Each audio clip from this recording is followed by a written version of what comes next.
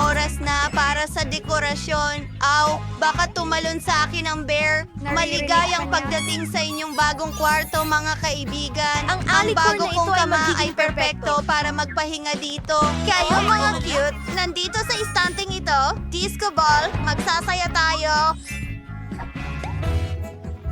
Boya! Gustong-gusto ko ang kwartong ito na may kulay ng bahaghari!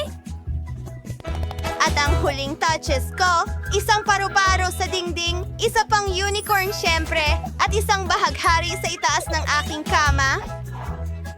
Para lang. Ang saya! Tingnan mo lang ang mga pom-poms na yon! Mga kasama, mahal na mahal ko ang bago kong kwarto.